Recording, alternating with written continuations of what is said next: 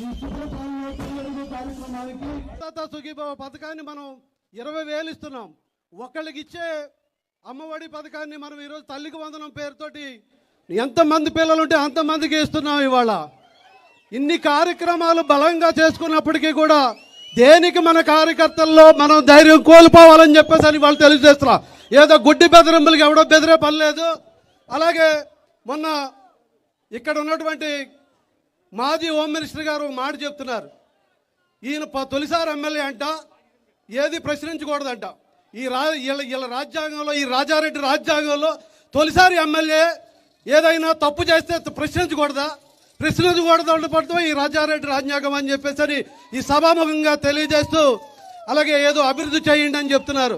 ఏ అభివృద్ధికి ఈ కాన్స్టిట్యూన్సీలో అభివృద్ధికి ఏ డోకా జరిగిందని చెప్పేసి ఈ సభాముఖంగా మాట్లాడుతూ ఈ గతంలో పోల్చుకుంటే ఒక 100 సంవత్సర కాలానికి జరిగిన అభివృద్ధి గతంలో ఉన్నటువంటి వైసీపీ గవర్నమెంట్లో 4 సంవత్సరాల్లో కూడా జరిగిందని మన కార్యకర్తలకు తెలుసు. ఇంత కష్టపడి అభివృద్ధి చేస్తున్న ఎమ్మెల్యే గారి మీద అవాకులు చవాకులు పేలుతున్నారు. ఎవ్వడు భయపడేవాడు ఎవడలేదు. మీరు వస్తే ఏదో పీకుతారని చెప్పేసి అని ఇక్కడ మళ్ళీ మీరు వచ్చేది లేదు, చచ్చేది లేదు.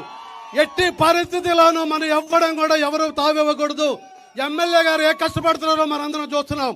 మనందరం వెన్నుదనగా ఉందో ఎవడైనా మాట్లాడితే, తప్పు మాట్లాడితే ఖచ్చితంగా ఒక్కొక్కడికి తాడు తీస్తామని చెప్పి తెలియజేస్తూ ఈ కార్యక్రమాన్ని నాకు అవకాశం కల్పించిన పెద్దలందరికీ ధన్యవాదాలు. జై హింద్.